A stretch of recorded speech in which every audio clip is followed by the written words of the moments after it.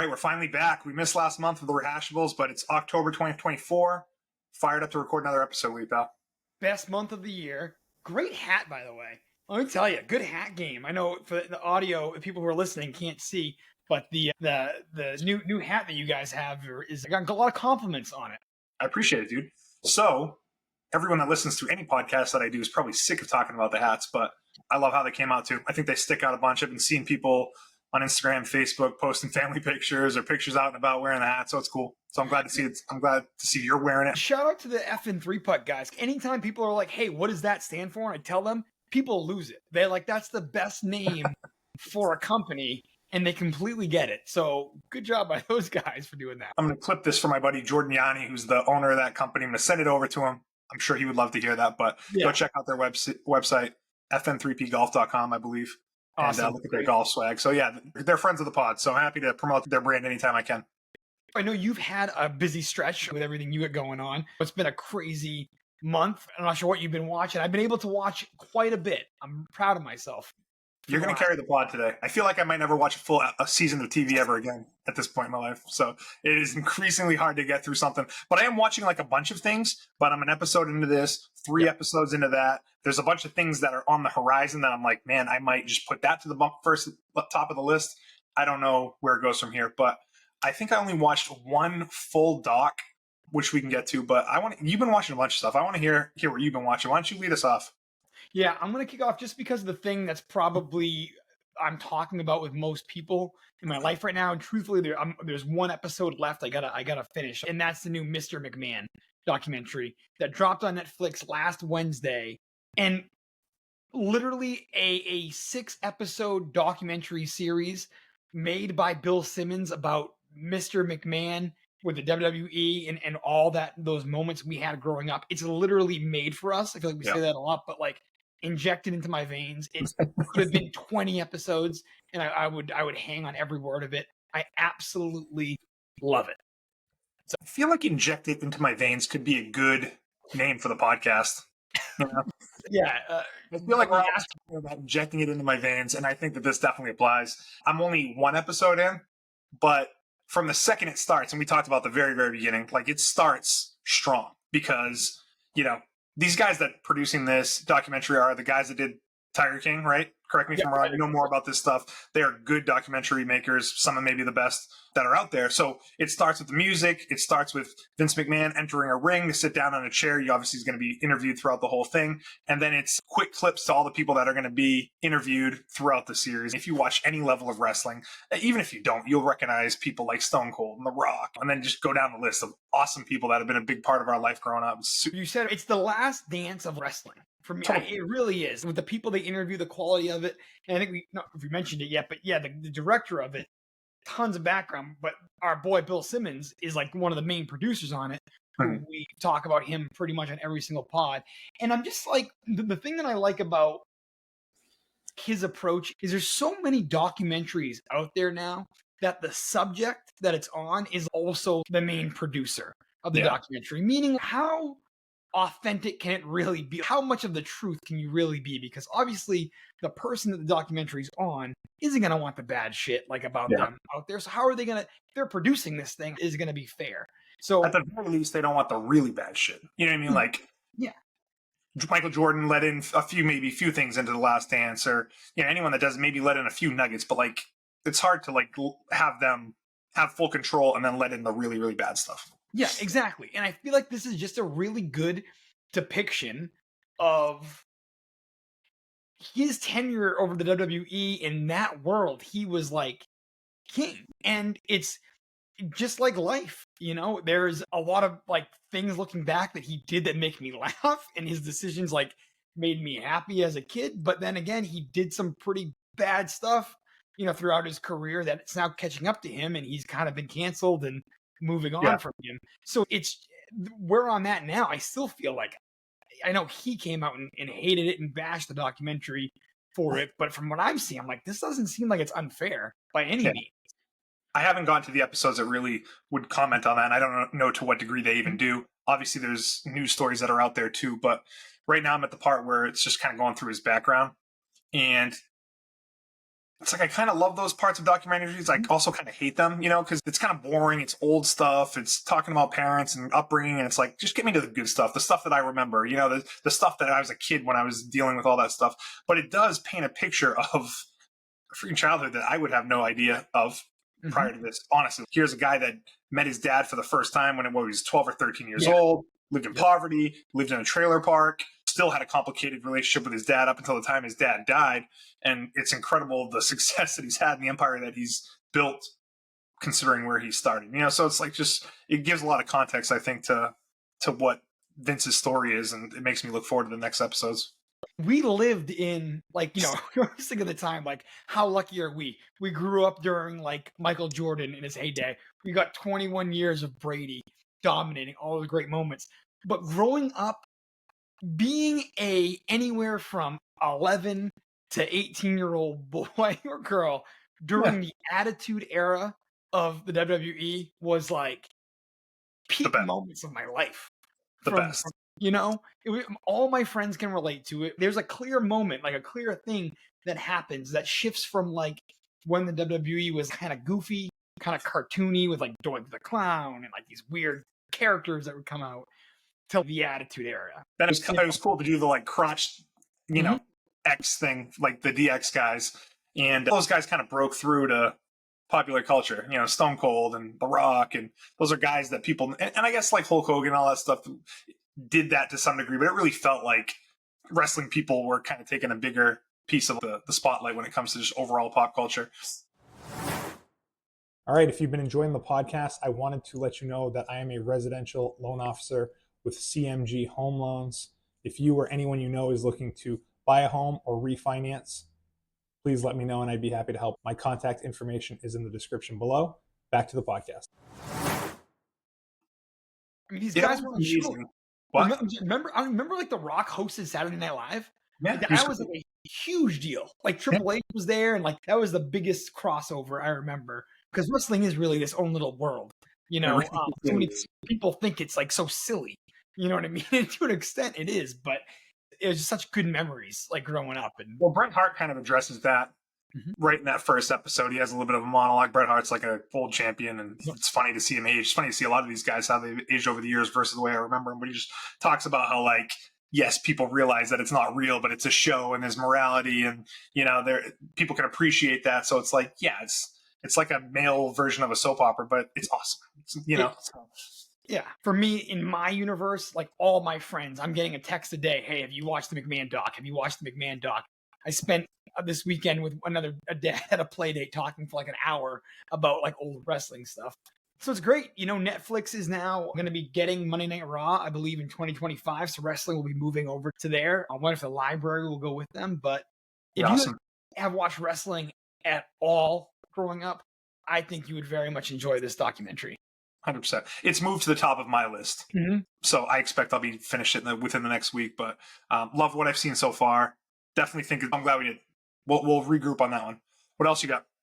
Next thing is the other thing on Netflix. I love when things pop up out of nowhere that I have no idea that's even coming, and then it kind of takes over the mainstream thing.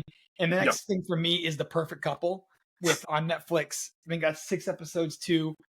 Awesome cast. Nicole Kidman, Liev Schreiber, one of the very recognizable girl from White Lotus, Massachusetts. I think it's Megan Fahey, maybe? She's outstanding. Yeah, you recognize her from the second season of The White Lotus.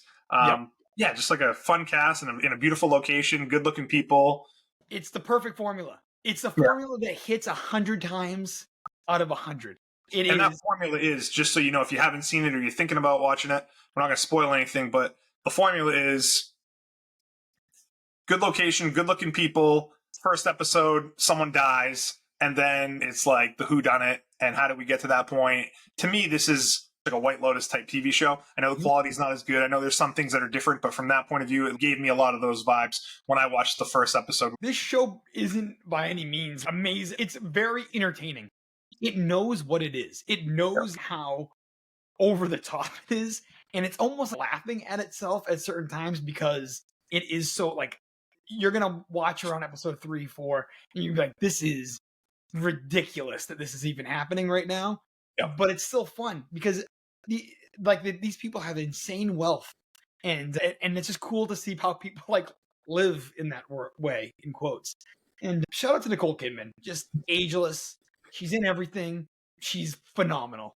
I have no idea how old she is. If you told me if you said she was even like 62, I guess I wouldn't be that surprised. But I assume she's somewhere in her late 50s. She's 57 years old. She hasn't changed in like 20, 25 years. Yeah, she really does look the same. You know, she's just great. It's just a really fun show. Takes place on Nantucket. Ending good twists, you know, throughout the whole series. And I, like I said, to kind of kick this off, this wasn't on my radar. I had no idea this was coming out.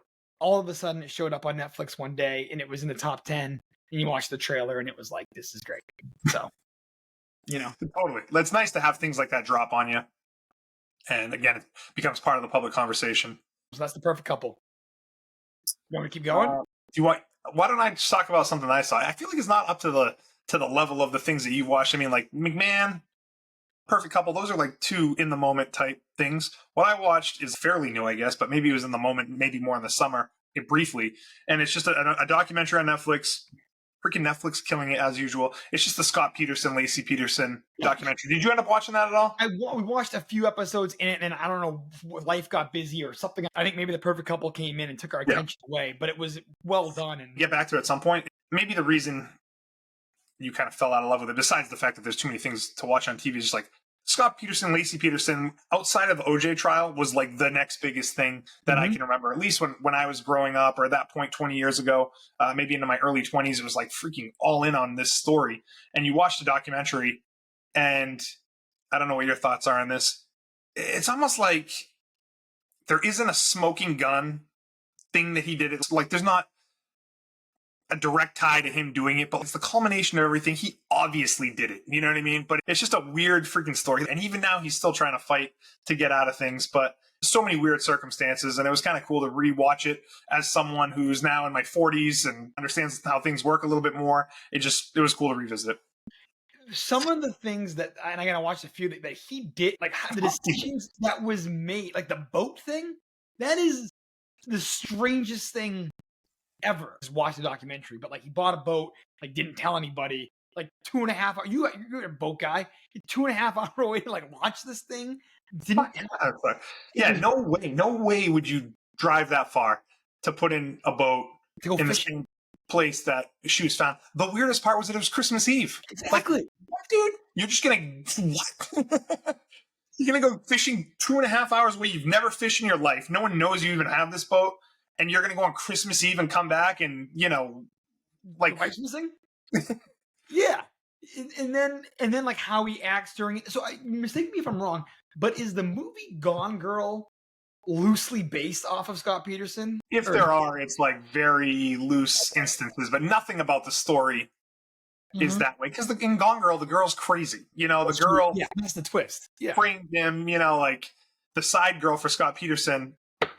Goddamn, forget her name. But anyways, that's a name I would have never forgotten years ago. But anyways, like, she was great. She was helpful to the whole thing. Obviously felt bad about what happened. Like, some of the things he would say to her and the lies he told her just didn't make any sense at all. If you like docs and if you like true story and true crime and all that, like, it's worth checking out on Netflix. As always, Netflix crushes those 2 or 3 episode type documentary series on true crime things.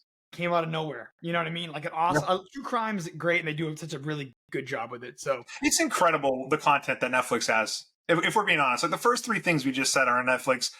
If I'm ever just like mindlessly scrolling for something to watch, I'll go on Netflix and I'll be amazed by the things that I haven't watched yet that show up on there.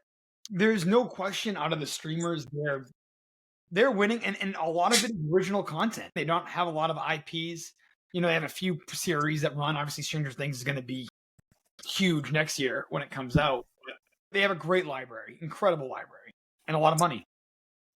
Next, we just finished the TV show Hacks on HBO, and I've mentioned this to you in a few podcasts over the course of years, but I feel so validated. Finally, this year in its 3rd season, Hacks on HBO, it won Emmy a couple weeks ago for Best Comedy Series. It beat The Bear, which was a big deal. It won Best Writing for a comedy series, won lead actress Jean Smart, who just hosted SNL this past weekend. So she's having a moment. And it's the third season. I thought it was the strongest one. It's a great 30-minute comedy with some drama moments in it that's laugh out loud funny, but also tells a really good story. I very much enjoy the show. Thanks for mentioning that one. Me and Tara did watch part of the first season based on your recommendation. I think we actually really liked it a lot, but we got sidetracked, and it might be a good reason to revisit it. It's rare for a third season to be the best season, I think. know. Yeah. Unless we're talking like Breaking Bad or something, that trajectory like that. But most of the time, the first season is the best, and then things kind of tail off. But that sounds pretty good. And she's great, and the writing is really good on the show. So that was one. And I was so happy that one at the Emmys, shocker. They were shocked. Everybody was shocked because the Bear has been dominating for years and stuff. I know the third season, I don't think people say. Did you ever end up watching the third season? Oh, the Bear? No, I didn't even finish the second season. Okay. The first season was good. It just wasn't like a chill watch. It was very tense. Is it comedy? Like that's a conversation that people have, whether or not it deserves to be a comedy when it comes to awards shows, because it really is more of like a 30-minute drama. But I think that the 30-minute aspect of things kind of makes it get lumped in with comedy. So it's not fun. It's not a funny show. Yeah, no, not at all. But it's good quality, but it's not an easy chill watch. It's kind of like uncomfortable sometimes. And Hacks is not that. Hacks is funny. It's lighthearted, good story. She's great. Deborah Vance, who's the character Jean Smart plays, is just a great character. She's having a moment. Good for her is right. She's been around for a long time. Loved her in Watchmen, and then she was like in a bunch of other, that guy kind of roles. She's a Batgirl. Yeah. Yeah, she really is. And she's great. She's funny as hell. I'm so happy for that show. Nice. What else you got? Because I have nothing else to really contribute beyond, again, things that I've started, but I want to talk about things that you've watched. I got a couple other movies. I don't even know if you even know about this one, but I saw this movie directed by Zoe Kravitz, starring her fiance, Channing Tatum. And I don't know if you know they were engaged. This movie called Blink Twice is what it's called. It's a mini horror thriller movie, basically, where Channing Tatum plays this massively rich tech bro guy who's trying to rehab himself and bought an island. He brings some girls that he meets at a party to the island, and a bunch of people are there, and they party and just go absolutely insane, have so much fun, and then things end up happening. People start dying. I'm not going to say what ended up happening, but it's an hour and 40 minutes fun. Like, it reminded me a lot of Get Out and this other movie called The Menu. It's just a good, I'm starting to get into like wanting to watch more scary stuff now. And Zoe Kravitz, it was just a really good looking movie. It's a really good looking movie. Well shot, and just, again, beautiful location. What the hell's going on? Things start adding up. But if you like to Get Out or The Menu, I would recommend this movie. So that was one real quick. I saw Challengers. I don't think we talked with your girl. I mean, I should know you see Challengers. I mean, obviously you were gonna see Challengers. Yeah, baby. She's the best. It's a tennis movie, where there's basically these two guys that are best friends, end up going in kind of different professional paths with tennis.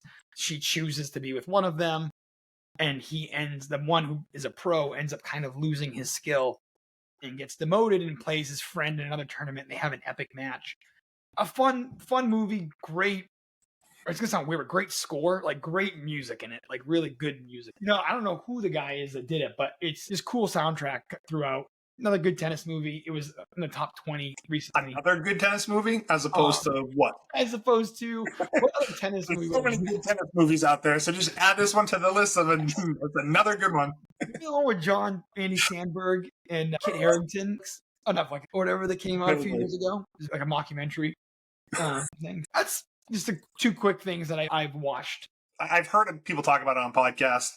It wasn't spoken about so highly that I was like, I have to see that movie. But it looked cool when I saw the trailer. And if it's ever on TV or something like that, it might be worth checking out. I know when it came out, it got some Oscar buzz. I think it came out a while ago, like February or so. So we'll see. Really well done. But those are some things that I've watched in the last month. Anything that you've started that you aren't finished yet that you're liking? I really want to jump in Penguin. That's like up there too, and it's been getting great reviews. And it's one of those shows where whenever an episode comes out, there's all these videos on YouTube about breaking down Easter eggs and things that are in it. So it's, it's a show that's definitely up my wheelhouse. I loved that Batman movie that was in that universe. And I still cannot believe that the Penguin is played by Colin Farrell. It kind of blows my mind. Yeah, he's incredible. So that's kind of probably the top of my list for new stuff to watch. I am 3 episodes into Lord of the Rings, Rings of Power on Amazon Prime, and I like it a lot. So I don't know. It's weird because sometimes things get in my head because everyone hates the show, right? Like, I feel like it's a cool thing to hate on the show because it's super expensive, because it's Amazon, and because it's Lord of the Rings, and maybe some things are against canon, or maybe not the way that they envisioned it, or the people I'm talking about that are commenting on it at any given moment. Like, they just can't believe that this is what they're doing with the Lord of the Rings IP. So everyone is telling me to hate it, but like somehow I still like it. I like the characters. I like to look at it. I think the story's cool. The first few episodes are a little bit slow, but I think the finale's coming up this Thursday, and the last couple weeks, I guess, have been really good episodes. So I guess Amazon has a 5-year plan for this show, and I guess they're committing to it regardless of viewership, even though I know viewership's down from last year, and it'll probably continue to go down. Dude, I love it. I'll finish it at some point soon. It's crazy that I haven't watched it because I love Lord of the Rings. I know the Lights, Camera, Barstool guys are high on it. They like it. They say it's really good. So, I thought the first season was great. So good. I'm happy to hear that. Does that happen to you? Like, where if you hear enough negative buzz, it kind of gets in your head? Like, I feel like I'm deprioritizing the show because everyone's telling me that it sucks. And I do that with movies too. Like, there's movies that I might be hot and heavy to go see, and then I hear a couple bad reviews, and I'm just like, whatever. You know, I'm trying to fight that just because I did like that first season. Absolutely. I just go to the people that I trust, like online. Yeah. Like, if they like it or don't like it, more often than not, I will align with them. Yep. It's funny you say that because I've actually seen more positive things about Ring of Power than you have. It seems like a lot of things I see are more positive about it. Well, I'm glad to hear that. Honestly, maybe it's just like I'm in the Twitter world sometime where everything's so negative all the time. Yeah. So there's that coming up. Another couple other quick things that are going to be coming up that I'm going to be jumping into, I think, this month. I think it's called The Comeback, about the 04 Red Sox documentary is coming on Netflix. Really? 20th anniversary of the Red Sox team. Cannot wait for that. So is this like another documentary, and it's going to be like Kevin Millar in 2024 commenting on that, and Bill Miller and that whole thing? Probably. I haven't seen a trailer for it. I just saw a poster for it the other day, and I remember it was coming on. They were trying to tie it in with the Major League playoffs and the World Series and stuff. And I can't wait. That was, again, one of the best times of my life, 04, watching them come back 3-0 from the Yankees. That was something I'll never, ever, ever forget. We were talking about this the other day. I could still name the whole starting lineup for the 04 Red Sox. I couldn't name 3 people in the current Red Sox, you know? So we talked about this. I was at the game this weekend. I freaking didn't know anything that was going on there. Yeah. So that, and then I believe that basketball documentary is coming out. The one that followed Tatum and Anthony Edwards, LeBron. Anthony Edwards, yeah, it's going to be freaking awesome, dude. Yeah, and especially Tatum winning the championship and how all the great Celtics stuff that are going to be happening because the regular season starts this month too. So I freaking can't wait. Okay, so that's that. Looking forward to? So there's something kind of percolating in the background on this show called Slow Horses on Apple. It's been getting people absolutely love the show. Dude, first of all, I can't take the way Gary Oldman looks in it. If I'm being completely honest with you, like, he looks like a freaking train wreck in it, right? Long hair. The name Slow Horses doesn't really do it for me. I don't really know what that's about. Honestly, I would think it's a horse racing show if I didn't know anything about it. But it's like a British spy show, and it's getting great reviews. Yep. And I'm like, I keep hearing stuff, and there's podcasts on the Prestige on Spotify, and I'm like, I feel like I'm going to give it a go. It is 4 seasons in so far. That's always daunting as well. But anyways, it's on my radar. Maybe at some point I pull the trigger. And please let me know if you do. And along those same lines, I forgot, we did start another series, which we have been liking. It's called Industry on HBO. The other kind of prestige show that I've been hearing a lot about. Yeah, I've been seeing that title of the podcast a lot too. It's been good. I think those are the 2 that are on The Ringer, which we listen to a lot. Those are the 2 that they've been pushing and stuff. So a lot to look forward to. Last thing, I said October 1st today. I'm sure what will be going on, but it's best month of the year, Halloween month. Get my Halloween decorations kind of being happening outside the house right now. It's just a few scary movie recommendations out there. Things that there's this trilogy kind of out there. The first one is called X. Second one is Pearl. Third one is Maxine. It's 2 of them are on Netflix. Maxine just came out a couple months ago or so. Great, like, slasher kind of weird. It's really good slasher movie, like Texas Chainsaw massacre kind of style. Takes place in the South. It's really well done. So Love I just it. wanted to go through those three. So Netflix for the first two. Okay. Yep. Next season's going to be coming out. I wouldn't be shocked if it's on Netflix by the end of the month before Halloween. Okay. I don't know if you've heard about this one. This one got a lot of buzz this year. It's an indie horror movie. All right. Then I'll get a little bit more mainstream. But it's called Late Night with the Devil. Have you heard about that at all? No. All right. It stars, he's a that guy. He's in The Dark Knight. He's when the Joker shoots Commissioner Gordon or whatever, and they take that guy into custody. He was in Suicide Squad. Yeah. Margot Robbie. He's got, he's tall, lanky guy. Dark. He plays this late night talk show host, very much like Johnny Carson, 1970s kind of style. And it's done from two camera angles. One is the actual live broadcast, and then it was a behind the scenes film that they're making about the show. They bring this guest on who supposedly has psychic powers. I watched it a few months ago. I've been saving it for October. Late Night with the Devil. Awesome horror movie. I really, really love it. Love this movie. Okay? I love it. What's it on? It's on Amazon Prime, actually. Don't you watch? I don't know. But to look it up. I saw it recently on there. It's to watch now. I bought it a long time ago. So, anyway. That one. Love it. Okay? More mainstream. Now it's available to rent on iTunes. Trap. The M. Night Shyamalan. You watched that? No, I know. That's what I want. That's what I want to Okay. watch. I know. I want to watch that this month. It's getting such good reviews and decent reviews. Oh, Your boy Josh Hartnett. Guy's having a renaissance between Oppenheimer and then now leading movies for M. Night Shyamalan. I thought that trailer was good for that movie.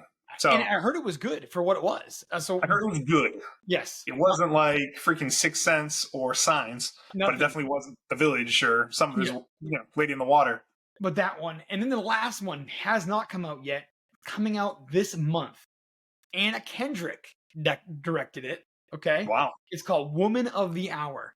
All right. It's basically based on the real true story of this woman who met a guy on the dating game. Remember the TV game show in the 70s, the dating game? Yep. Yeah. I mean, generally. He ended up being a serial killer. The trailer for it was creepy and scary. It's coming out in the next couple of weeks, I think October 16th on Netflix. But I wanted to mention that because it looks really good. So good for her. I didn't know she was directing. She's from Portland, Maine, Daring High School alum. Got to get her on the podcast. Yeah, right? She's on my aspirational list to be on the podcast. Incredible. No, I should have mentioned Terrifier. Terrifier is a very interesting audience. 98% of anybody that I would not recommend Terrifier to. Terrifier is coming out with Terrifier 3 on October 7th. Yep. Star thing, officially certified fresh with a 93% rating on Rotten Tomato. The main guy, Art the Clown, is just really, really good bad guy. And Terrifier 3, man. Awesome. I'm glad we got a chance to end with those recommendations. It is Halloween month, so next time we do this, we'll be in November through all that stuff. So a lot to look forward to then in the next few weeks. Yeah, crazy time. A lot to look forward to this month. But yeah, so anxious to hear more about what you watched this month and connect next month. All right, buddy. Sounds good, pal. Talk soon. Awesome. That was fun, dude. What?